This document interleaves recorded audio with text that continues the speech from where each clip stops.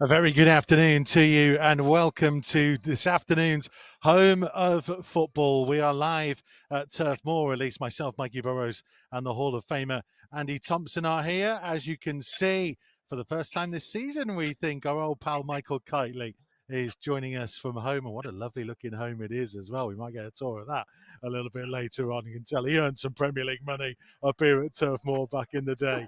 I'm only joking, Kites. We've already warned Michael Kitely that his associations with Burnley must be forgotten for the next couple of hours and be pure Wolves here on Matchday Live Extra on Wolves TV. We will hear from Bruno, we'll hear from Johnny, we'll talk about some interesting team news as well before kickoff at 2 o'clock, and Tim Spears from The Athletic will join us to discuss a little bit of the situation that we find ourselves in now as we get towards the business end of the season. But we've had a bit of a break, Tomo, and a frustrating one at that, given not just the result, but I think maybe the performance last time out at Newcastle. They've had some real time to stew on it. Yeah, so look, I'm disappointed with the result, and as you touched on there, the performance as well. I don't think we really hurt Newcastle as much as we would like to. Everything just seemed to be in front of. I was just talking to Tim earlier and just saying that we just seemed to be a little bit more negative, just rather than trying to get past them and push Newcastle back.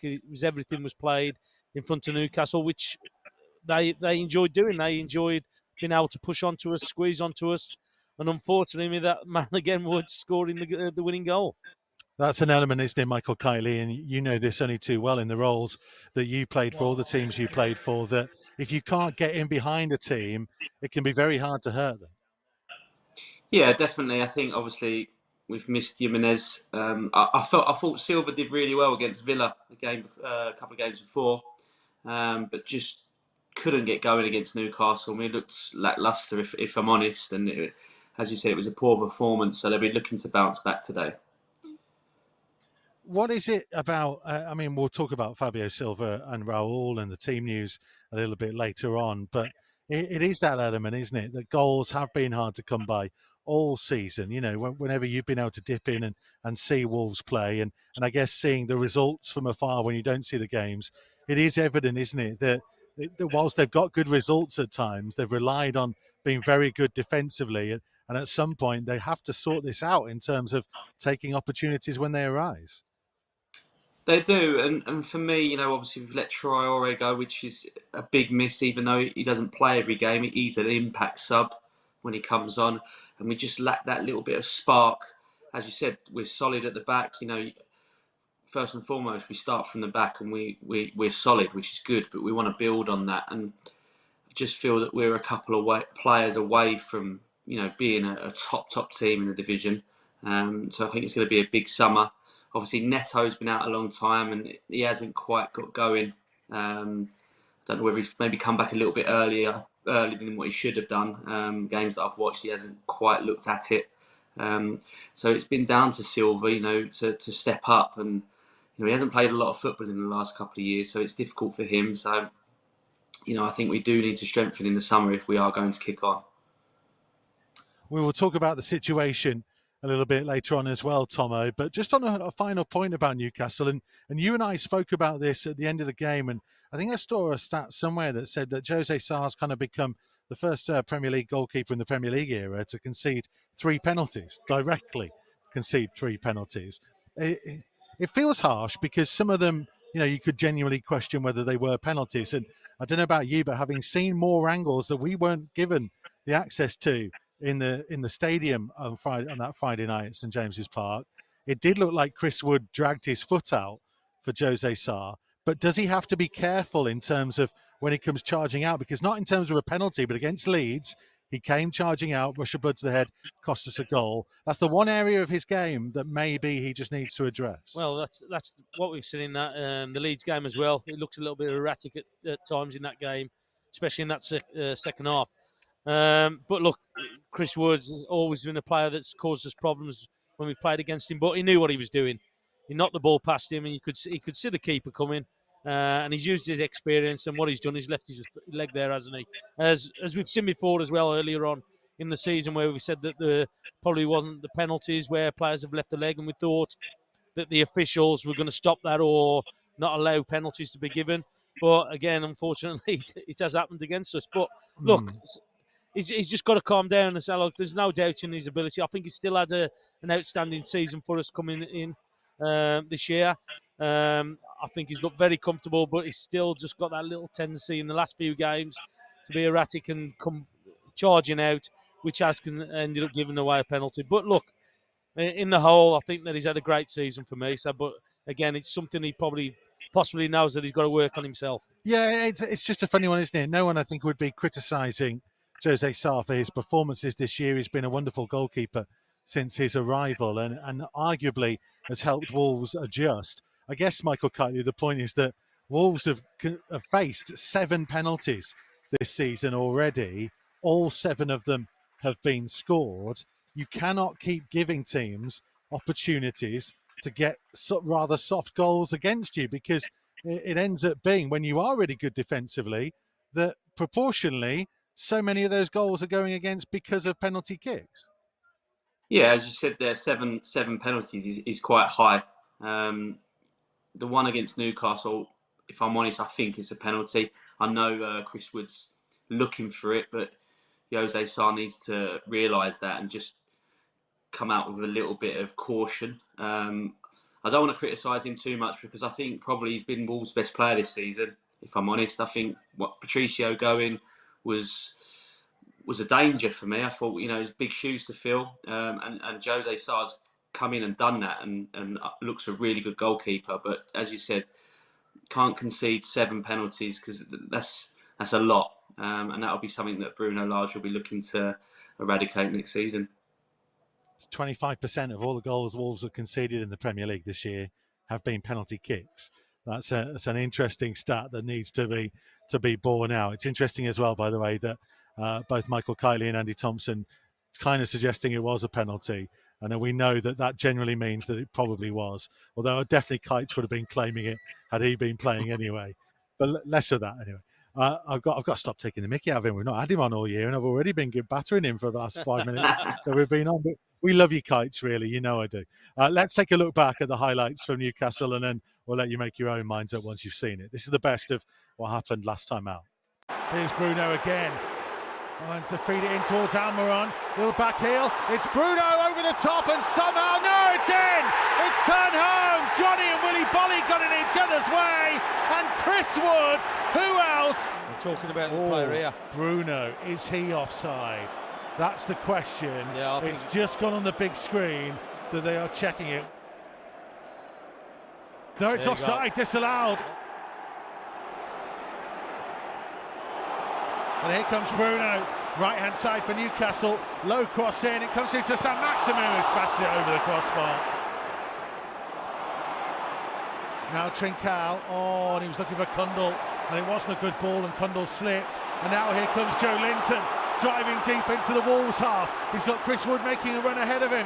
It's on to Chris Wood, goes past Jose Sarr, and it's a Newcastle penalty. The Wolves goalkeeper brings him down. Staring at the ball, couple of short steps, strikes it straight down the middle. Newcastle lead.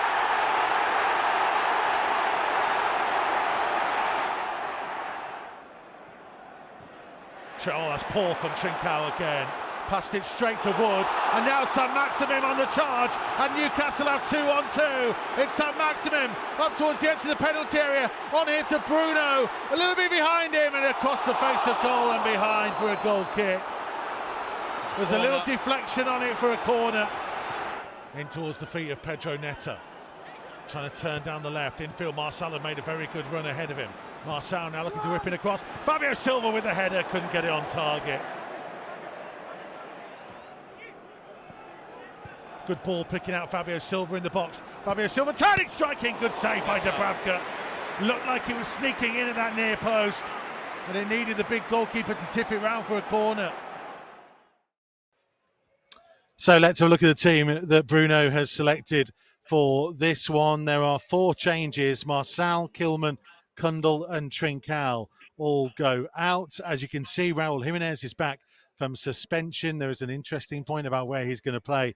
I'll come to in a minute. Nelson Semedo is back into the starting lineup. We think Johnny is going to switch to the left wing back position. Romain Saiz comes back into the starting lineup in defence, and Leander Dendoncker, fit again, returns alongside João Moutinho. But it's in that front area where it's more interesting, because as far as we understand, and this might change when they kick off, Raul Jimenez is going to play on the right of the front three.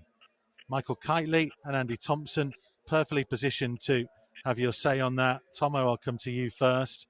Jimenez is a kind of a winger / inside forward. I'm surprised. I'm surprised that you're playing your number 9 on the right-hand side. I'm sure it will change as the game goes on. I'm surprised that Silva hasn't gone onto the right-hand side if they're playing those 3 up front and Jimenez down the middle, because I would have thought that Jimenez was more of a presence with their 2 centre-halves as well, who are big players for them as well. I thought Jimenez would have been the one who would have played up against those. But look, as it's rumoured that he's playing out on that right-hand side, which is a surprise for me.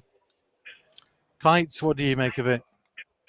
Yeah, if that's the case, it's a surprise, big surprise. But looking at that front three, I don't know whether they'll just interchange the whole game, which I like. If they do that, I like that, because then they haven't sort of got one position.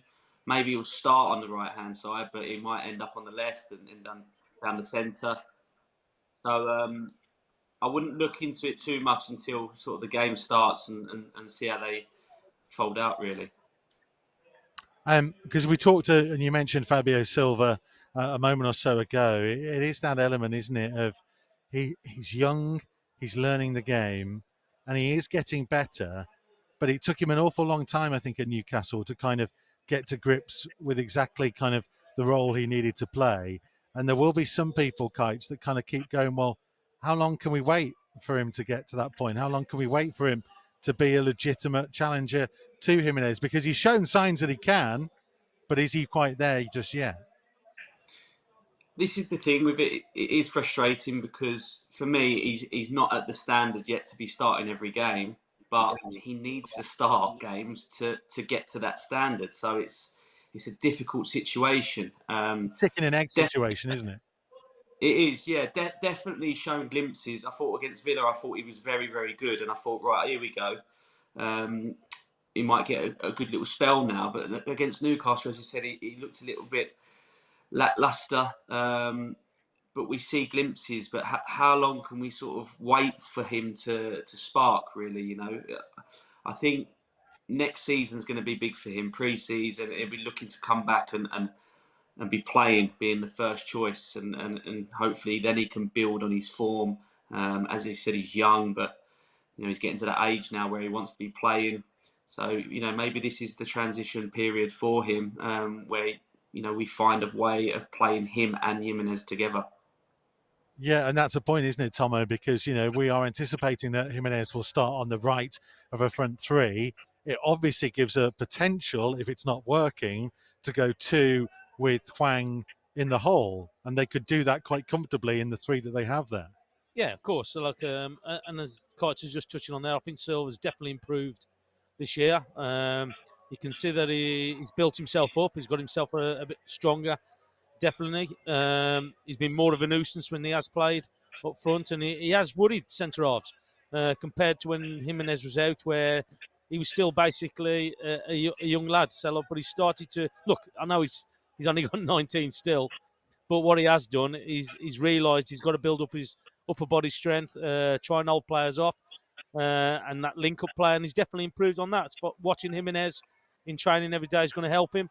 But I am still surprised that they're not playing Jimenez straight down the middle. But as Kites is touching on there, he might interchange a little bit, and I think it will be, Salah, because you know what you're going to get from Burnley. You know they're going to be physical up there, and you know that they're going to have to. But chances of them changing that formation as well, playing the 2 of them, as you said, and Hwang just behind them, they might do that as well. But look, it's going to be an interesting game. But without doubt, you've got to try and get behind Burnley. You've got to try and cause them a problem by pushing them back, because they're desperate for points. They're coming out today fighting for their lives, and we've got to be up for that fight today. talk more about Burnley. We'll hear from Bruno very shortly as well. We'll also be joined by the Athletics' Tim Spears in just a second to discuss the situation we find ourselves in. But Gemma Frith has been giving us some context for today's game.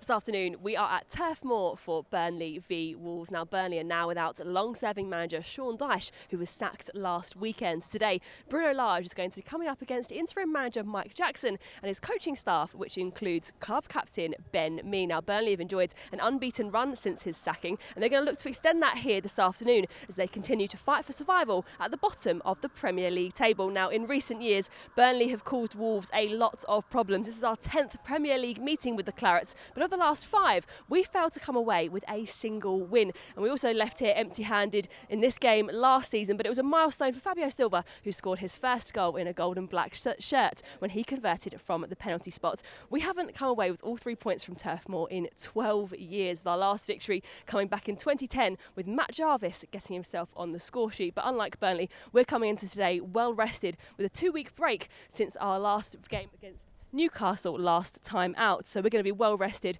whereas Burnley have played 2 games in the past 7 days. But Bruno Lage is going to look to bounce back from that defeat against Newcastle as we now go into an important run in these final 6 games of the Premier League season. Gemma Frith with the match in context. As you can see, the Athletics' Tim Spears joins us on Matchday Live Extra, and let's just have a discussion, boys, for the next couple of minutes, because you'll all have pretty good views on this. I remember Michael Kitely being part of the Matchday Live Extra when we were here at Burnley at the back end of Project Restart, when we were very much in a European race. The question, I guess, that I have for all of you now, and Tim, you can go first on this: are we in a European race now, or have those other teams just got away from us after that Newcastle result? No, definitely still in it, Mikey. I think if you look at what the other teams around Wolves are doing, West Ham clearly prioritising the Europa League. They've selected a bit of a weakened team today. People may have seen Jarrod Bowen left on the bench. Man United can barely beat Norwich. That they're really struggling to pick up results. So it is there for Wolves. The issue that Wolves have got is that 2 of their last 6 games, you can't write them off, but going to Anfield on the last day, if they're still in a title race, that's going to be incredibly difficult to get anything. And they've got Man City at home as well. So realistically, given the form that those 2 teams are in, there might only be 12 points available, which would get them to 61. And then, you are relying on Man United and West Ham continuing to drop points. But at this moment in time, with West Ham prioritising the Europa League and Man United struggling, there is an opportunity for Wolves to certainly put pressure in the next week by beating Burnley and Brighton, and that's got to be their very clear aim. It's got to be 6 points for me. So, Michael Kitely, are we almost of the feeling then that Champions League was always a bit too far for us, and we probably need to accept that is too far for us, but Europa League or Europa Conference League is definitely within our grasp? Yeah, I think it is. As Tim said there, I think today's huge. If we lose today, then for me, we've got no chance. We need 6 points from the next 2 games. When you look at those 2 games and you feel that we can do that, but the performance has got to be better than it was against Newcastle. And we've got to start the game better because, on the other hand, this is a must-win for Burnley. So you expect them to be full of confidence after the 2 results that they've had. You expect them to be on it. So we're going to need to match them. But I feel we've got enough to beat them for sure. And then obviously then try and go on to the Brighton game and get points out of that. And then who knows? With the teams that are above us, they are slipping up. It's been a long season. Man United look really poor and down in confidence. West Ham's got a big semi-final coming up. So it's definitely there for us, but we need to get the job done today. Because I guess there'll be other teams, Tomo, who will be maybe saying the same about Wolves right now. And Newcastle starting to close in, have been on a great run. Leicester, we know, have been around there, though they've dropped points in the games that they had in hand. So it's not necessarily guaranteed that we'll be 8th, let alone going for 7th or 6th, is it? No, it isn't. So look, and you look at the games that we've had, and I was talking with Tim earlier on about the 2 Arsenal games, the West Ham game, what we lost, which were important games for me. I know we made changes, but it's the method or the way that we've lost the games that we haven't really took the games to these teams. Newcastle being another one as well. So they played really well against Leeds in the first half, got the sending off, which totally changed the game. But you're just looking back on games that we should have got something out of them. And again, we've got the 2 games coming up which we should get points out of. But it'd be interesting today. We've got to be so positive against Burnley today. We've got to take the game to them. I know they're fighting for their lives. They're looking to get themselves out of that bottom 3. But there's no reason why we shouldn't be going out today and looking for the 3 points. Tim, you speak to Bruno. You're in those press conferences. You speak to players and stuff as well. What do you think their thoughts are at the moment in terms of their ambitions of where they can finish? I think Europe's been a very clear target for quite a while now. I mean, if you remember when Wolves beat Spurs in February, the talk was of Champions League, and that seemed an outside bet at that time. It was very interesting, Bruno sort of carrying on from how Nuno would never really talk about, the bigger picture and what they're actually aimed for. It was always one game at a time. Bruno, for the first time yesterday, started talking about Europe and said, "Look, we've got 6 games to go to reach this target." I think he knows how important it would be for the club and for the summer ahead in terms of trying to keep players at this club and trying to attract them at the same time. For Wolves to be in Europe for the second time in what 3 years shows that it wasn't just a one-off last time, and they could potentially be here to stay. That'd be a massive thing to try and attract players from across the continent, and keep Bruno happy at this club as well. So, now that they're in this position, it would be really disappointing if they didn't make Europe. And as I was saying to Tomo earlier, as we were saying, if you'd have said that at the start of the season, then everyone would have taken that. I think top half was probably a realistic, good goal for the season. So to be in this position now is massively above most people's expectations, but it would be disappointing if they didn't make it from this point. Do we have to be careful, Michael Kitely, when we talk like this? Because listen, and I know you, and I know that you are positive and you want the team to get there, but it does raise expectations, and therefore there is a risk, isn't there, that if we do talk up Europe too much and they don't make it, they finish 8th, we'll be disappointed with 8th, which, as Tim just said at the start of the season, we'd have probably been absolutely delighted with. Exactly. For us to be talking about Champions League football, really, it's mind-blowing, isn't it, really, when you think about the clubs in this league, and we're saying we were competing, maybe to get 4th spot Champions League football. That just shows how far Wolves have come, and sometimes you have to pinch yourself and go, look, for us to even be competing in Europe spots is very, very good. Sometimes you can get carried away, and we need to make sure that we don't do that. But now we're in this position, you want to give it a right good go. And Tomo mentioned it, the West Ham game away, for me, the team selection in that day, I thought it was a huge, huge game that was. And I just wonder whether Bruno just thought we haven't quite got enough to get there. And I think we'll look back at the end of the season and look at those little games and think, what if we'd have done something differently? Maybe we could have sneaked into Europe.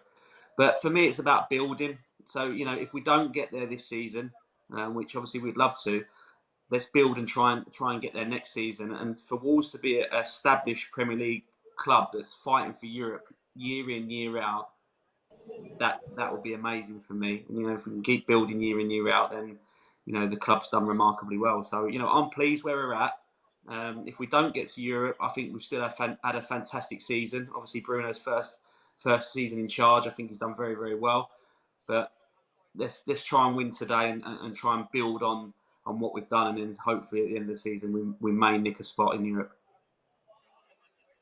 I don't think it's the be-all and end-all for Europe this season, but there's nothing wrong with being bold and saying, look, this is where we're at right now, and you've got Traore going to Barcelona and Jota going to Liverpool, and we know Neto is bound for the Champions League at some point, and Neves will be a star somewhere else. They've got a whole load of really good quality players at this club, and while other bigger clubs with bigger budgets around them have struggled, Villa, Everton, Leicester as well have messed up at times this season. So there's a massive opportunity there for Wolves to take it. It's going to be fascinating, isn't it?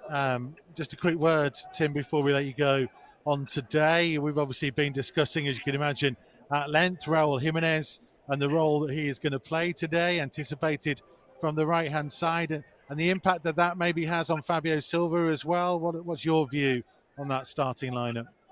Don't ask me. I've got no idea what he's done, Mikey. Do you remember when he played Owen Otasawi in a false nine here last year? And that was a one-off experiment, which never happened again.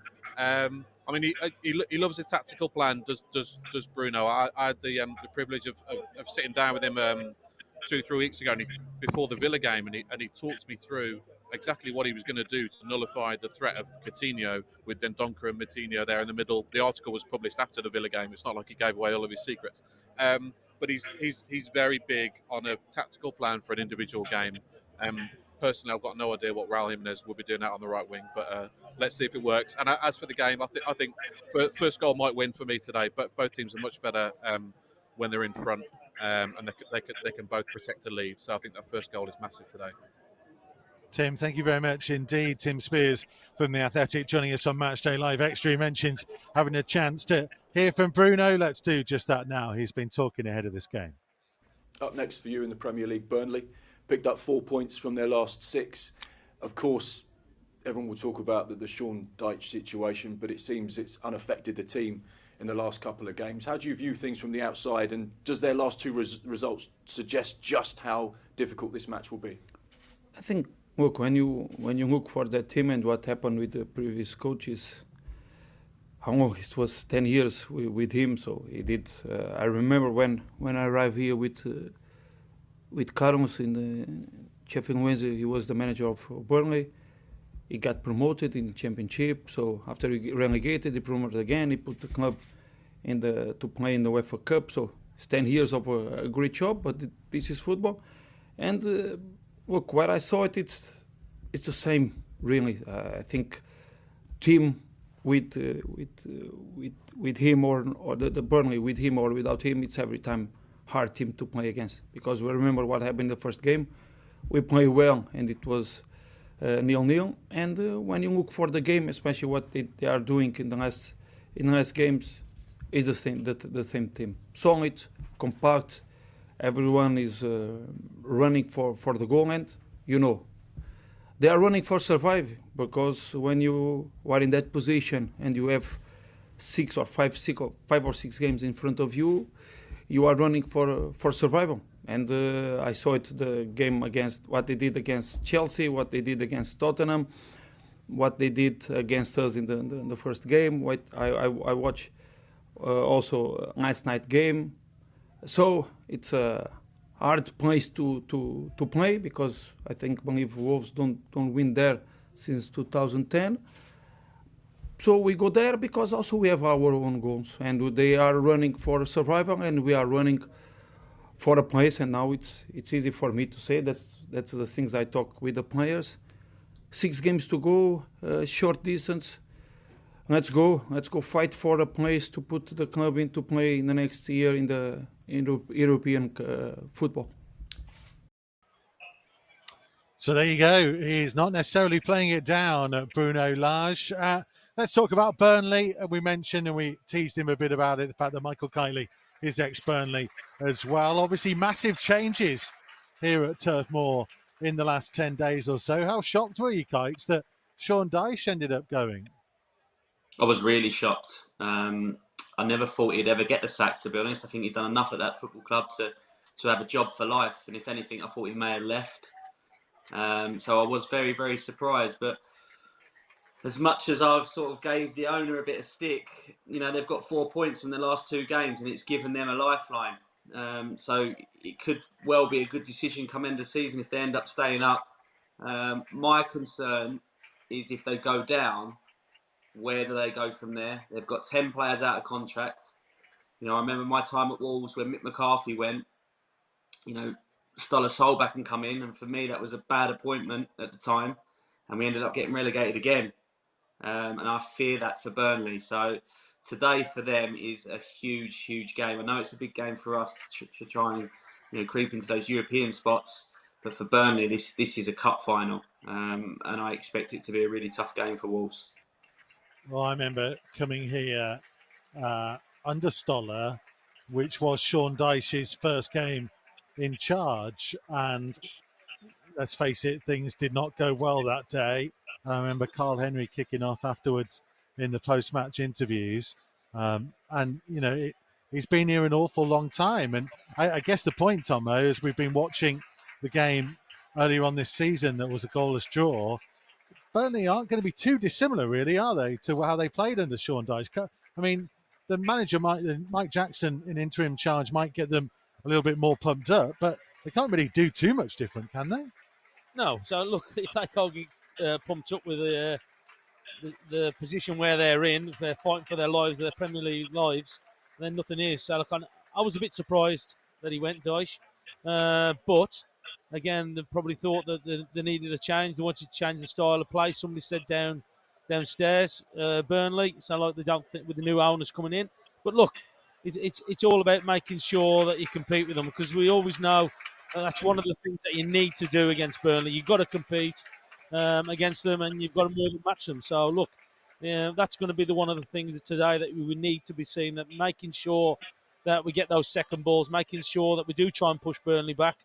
But again, so look, it's all going to depend on that way that we're going to play up in that top line for us. What are their threats, Michael Kitely? Because we understand that they're going to play Jay Rodriguez as a wide midfielder with the two up top of Vidra and Wout Weghorst, who's a big old unit, isn't he, as a target man up there. What are you expecting from them?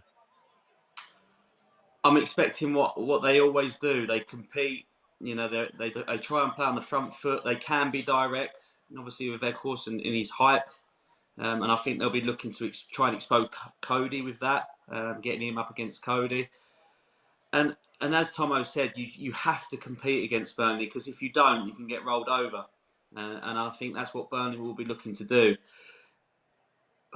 I think we can hurt them. I really do. And that might be why Jimenez has started wide, because he maybe feels that Silva can hurt Burnley in behind and in the pockets. Because, you know, they've got two centre-halves that are strong, but not that mobile. So, you know, he'll definitely be looking at that back four of Burnley's, Bruno Lage, and thinking that they can hurt him. But for me, Tim's mentioned it before, the first goal is massive. So, you know, Wolves have to start this game really well. If not, it could be a long day for us. One man who's in a slightly different role today is Johnny, who has been playing on the right-hand side as a wing-back. We think he's switching back to what's kind of been his more, not necessarily natural, but the position that he's made his name in a Wolves shirt. He's been speaking ahead of this game as well. Johnny, lovely to see you. Thank you for your time. How well do you think this season has been going for Wolves so far? I know. I think they still well. They still play in the up positions for fight to try to keep the Europa League. I think we can again to fly with the big six, no? We start putting the Europa League still there. Sometimes we lost some chance to stay more high, but I think the team do well, and we have time yet and games for why not entering the Europa League. Mm-hmm. Do you need to beat Burnley this weekend to keep that European dream alive? Yes, of course. I think we have chances, but we don't have more time for lots more games. I think it's for our performance is the most important, and we need to we win on Saturday, Sunday, I don't know, and keep going, no? And we need to keep the 3 points for still in the fight. Good to hear from Johnny. You don't always hear interviews with him, especially in English. So it's really nice to hear what he had to say ahead of this one. Right, prediction time. What are you thinking, Michael Kitely? I think it'll be a draw today. And it's probably no good. It's no good for either team, but I fancy them both to cancel each other out, and I think it's going to be 1-1. Hopefully, I'm wrong. That's the man who played for both clubs, sitting on the fence, Andy Thompson. I'm going to go for my usual 2-1. I said 3-1 in the recent weeks, but I'm going to go for 2-1 today. I think Wolves are just going to pinch it today. Okay. What about yourself? I just got a feeling for 2-0, but I don't know for which team. That's the only thing. I'm a bit like Michael Kylian, and it might be sitting on the fence, but I don't think it'll be a draw. I can see a draw, certainly, because there's been an awful lot of them. But I just think, like you boys have said, whoever gets in front, it'll be very hard for the other one, and then maybe a late goal to kind of give a cushion and seal it, whichever way it goes. Hopefully, fingers crossed, it goes for Wolves, but we will wait to see.